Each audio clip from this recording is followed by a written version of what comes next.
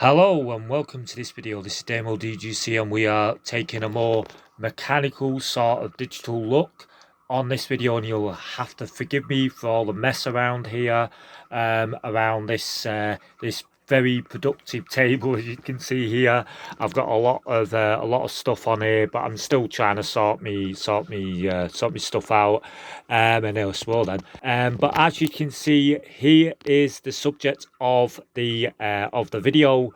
So on the left hand side we have the Nikon EM fully manual film 35mm film camera, should I say, with a 50mm lens, I think it is. Yes.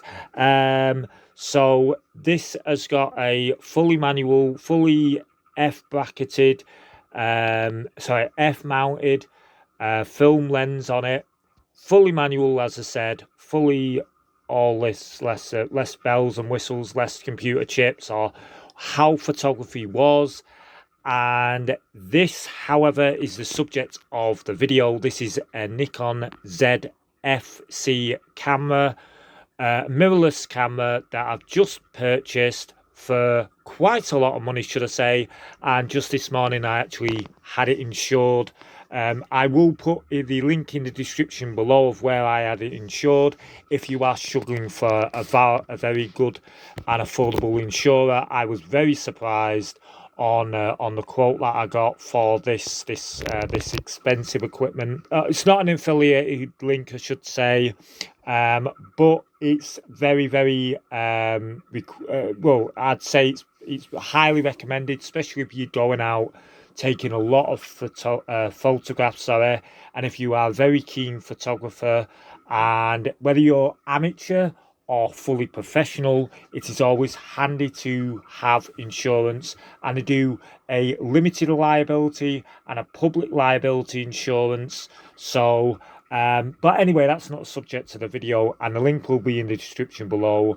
However, as I said, it's not an affiliated link. I'm very sorry to say it's not affiliated link. I'd love to have affiliated links, but if anyone from the insurance company is watching this video, send me a little bit of affiliated link, and I'll be happy to promote you till the cows come home. But anyway, without further ado, let's get on to the subject of the video. So as I said, this is a Nikon Zfc camera. Currently got a 50 to 250mm lens, as you can see there. I don't know if that's coming through all right, but this is a 4.5 to 6.3 aperture lens, which is probably sometimes very good needed, especially if you're doing any sort of very advanced photography and you want a really good manual range of aperture. Now, the way to think about aperture is the smaller the number, the bigger the iris. So if you think of I'd say think of a cat size. So when it's really small or really fine slit, that's high aperture range, or number, should I say. And when it's a very big iris, very small aperture number.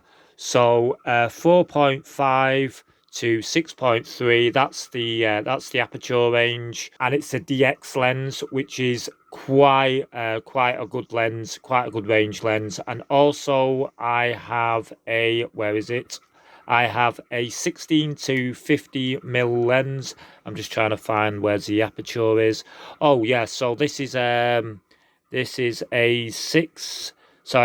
3.5 to 6.3 lens, so that will widen up a little bit more than this lens, but as you get longer in the lenses, it can't close as tight. It's just the way that lenses are built. I'm not really a lens expert. You'd have to get onto Nikon, or Canon or whoever makes the lenses for your camera, which is quite a few actually. There's quite a few makes that I never even knew it existed. Quite a few new makes, but today's video is all about this. I know you're asking the question, why have I put a very old a very old camera with a new camera? As you can see, there's quite a lot of visual comparison. This, however, is inspired by the FM lenses, the FM series cameras, the original FM cameras, which came out in 1982 or 1988, mid-80s, early 80s, mid-80s. I will put in the description down below. This is inspired by the FM camera, so it's about a 30-year-old design, well over 30-year-old design.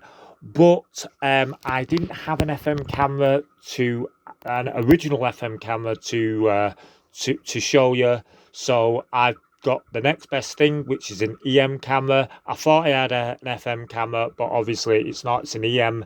I think I did actually once had an FM camera, but I think that might have been misplaced or probably sold. Or as you see, I've got an EM camera, which is a lot like the FM ranges. I think this is more of less features on this one than originally was on the FM. As you can see, there's various features on this camera, so let's get back onto this. So let's just turn it around. So let's start from the top. So here is the what's it called? Oh, here's the ISO settings.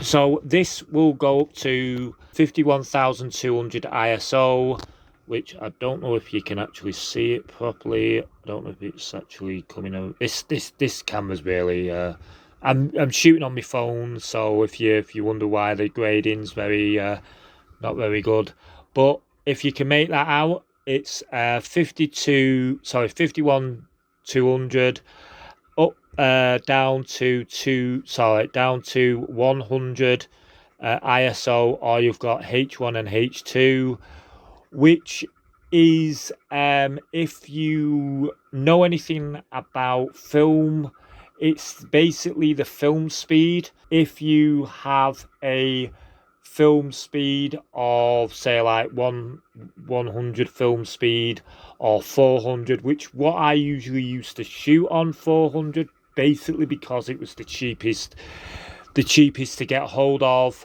and well, round about 400, 200, round about that range, but it was just because it was the easiest thing to get hold of. So that's the ISO, and as you can see, you've got fully auto, which it's on at the moment. You've got programmable, single shot, aperture,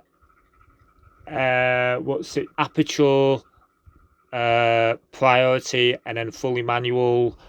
And you've got the hot shoe adapter here, which is good for flashes or anything like that. If I can find my flash. Yeah, so as you can see here, I've got a quite dusty Lightspeed. Oh god, this thing is cleaning. Lightspeed YN562 flash gun. That's what the make is. A Yanoto, I think it's spelled. And all you do is you can basically just put it on here like that, so it's for the flash, and that's it. But that's what it's for. And also you can put mics to it. They do actually sell mics for this, so when you are doing film, and you can actually pick up a better mic. And here is also the speaker as well. I forgot to mention that. Those two holes are the speaker. So you've got the hot shoe adapter. Let's just take that off. Right, that's that off. I'm trying to do this with one hand. It's absolutely impossible. And the next one is number 5. That is the shutter speed. That one. So it's got from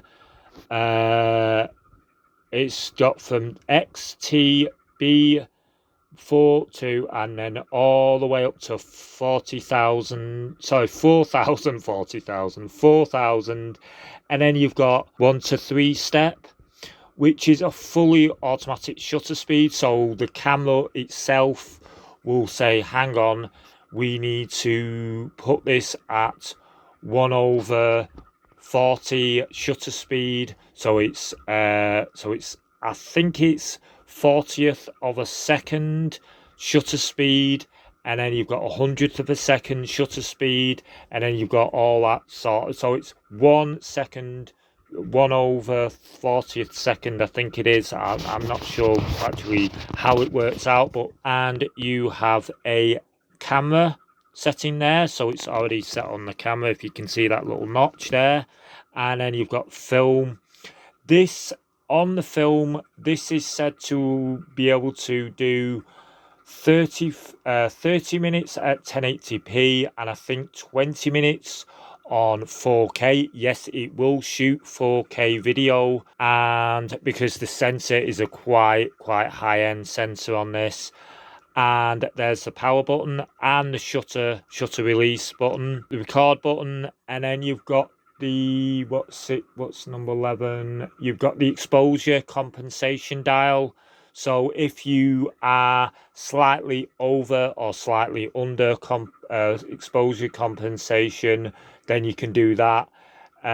You've also got the aperture dial there as well. You got a dial there where you can actually put your I think that's for the speed of the lens, so the speed of the shutter release, I think that's for that. And then you've got your exposure setting dial or exposure compensation dial here, so you can do it that way. So when you're looking through the iris or the viewfinder, you can actually do it that way. This, however, doesn't have a mirror in it, so it's not like the cameras, that camera or this old Nikon. See, I'm rolling in cameras at the moment. This old Nikon D7000, which I have previewed on the channels before, many years ago when I originally got it, or not long after.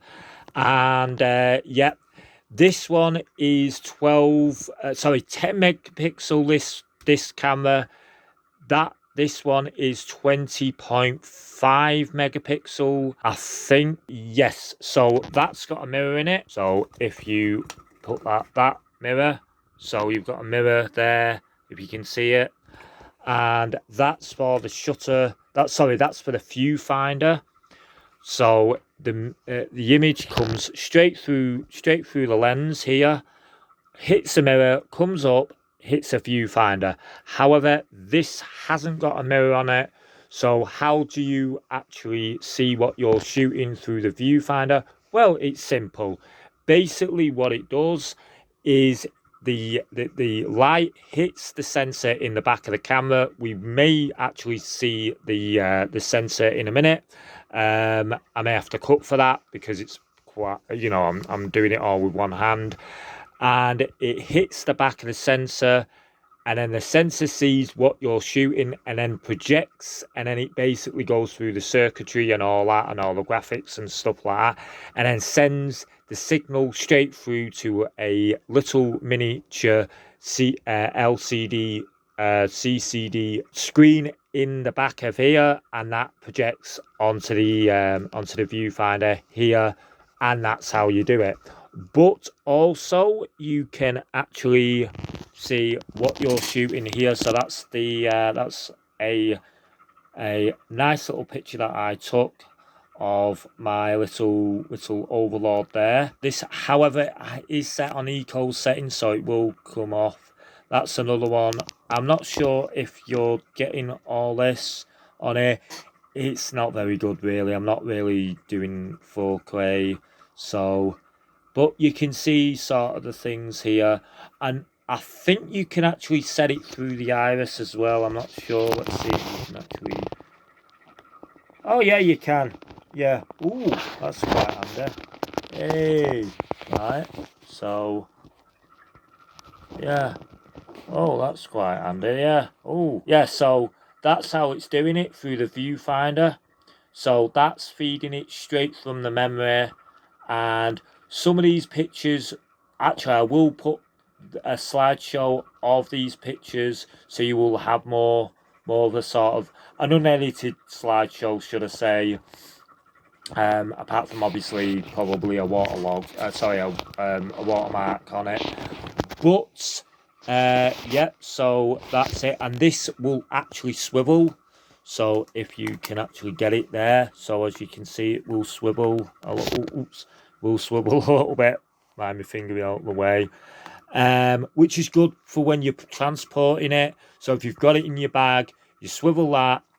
Hang on, let's just see if it will do it. Swivel that like that, and then there you go. And that is the manufacturer's sticker there. So if you can see that probably there.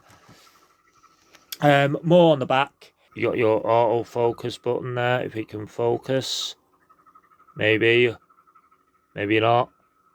Hang on, can it focus? Nope, it can't. But anyway, you get the idea. That's your autofocus button. Your information for the images, your directional dial, and then you've got your OK button there. You got your zoom in, zoom out of the preview images. Then you've got your display button there, and you've got your menu button there. And on this side, you've got your preview button, which looks like a YouTube play button. So you've got that. And then you've got your delete button there. I'm pretty sure that's a display button there. And on the other side here, you have your ports. This has got mic input for obviously if you're using a mic. You've got your USB type C port, and then you've got your mini HDMI port. So if you are doing a lot, if you want to display your videos or images on a TV like this one, as you can see with the manual here, that can be put on there. So all you do is you link it up to your TV or projector or whatever you're doing, or laptop or whatever display sort of output you're putting it on. Plug the USB, plug your normal HDMI cable into that, and then you get, I think you can get an HDMI to mini HDMI adapter. You plug that into there, plug the HDMI cable in there, and then you've got a display output. And also, I think that's also, you can use that for external displays, because you can actually get a sort of preview monitor. So you can get one that's bigger than this. So you can get a display monitor bigger than this. You just put it onto your hot shoe adapter, plug it all in, plug that into the USB HDMI, and plug it into the USB so you get power. And yep, anyway, oh, that's the FM button, so that's the function button release. So yes, so that's the function button, and that's your lens release. You've got a autofocus light. So the light, so basically when it's auto-focusing, that light will come on and will give the sensors some sort of indication where the subject is, where your focal subject is. And yep, anyway, let's just see if I can just get a preview of the actual of the actual sensor before we end this video. Right, so as you can see, there is the sensor. And the important thing is, never touch the sensor. Never touch it with your own hands. Never even touch it anyway. It is very, very sensitive. It's a very, very sensitive piece of equipment. Think of it as a 35mm negative. You don't really want to be messing around with negatives. You don't really want to be messing around with CC sensors. So, yep. That is not really good to do. And right, so let's just for an example, how to insert a lens on here. So you see the the notch there. You need to put it to, I think it's, so you see that notch there? So you put it to that notch here, and then you twist it and hear it click. You heard it click there, and that just clicks the sensor into place.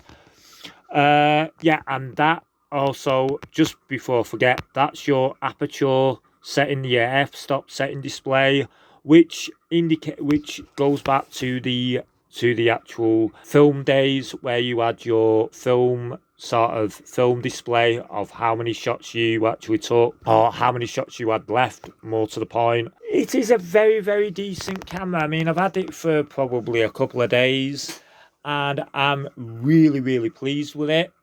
It is a really, really responsive camera. I'd say decently responsive, probably not as responsive as these cameras, but more or less you're dealing with a whole different piece of technology. The battery, right? So here is the battery, and the battery is an EL25 battery. And this will power the camera for, well, quite a lot actually, but it's always handy to actually buy multiple batteries. I'm actually going to be buying more batteries for this, probably sometime next week. And yeah, and you do actually get a battery charger. So if I can get the battery charger out, and this is the battery charger. So this is a MH32 battery charger, and this is a standard battery charger that you get with the actual camera. And just before I forget, the SD card reader, and I'm currently using a 16 gig TDK card. This is a quite old card actually. I've had this for many years, hence the sellotape, because the casing did actually start to come off, so I ended up sellotaping it, which is not really good to do. I need to get another card, but hence I will do get another card for it. But anyway, thank you for watching, and I hope you enjoyed this look at this camera. And yeah, I will put the specs in the description below, and I hope to see you next time on another video. But for now, thank you for watching, and I hope to see you next time. But happy St Patrick's Day for tomorrow as of date recording, or if you're seeing it tomorrow, happy St Patrick's Day 2024, and I hope you all have a good St. Patrick's. But for now, thank you for watching, and I will see you all next time. And please don't forget to like and subscribe. And yeah, bye bye.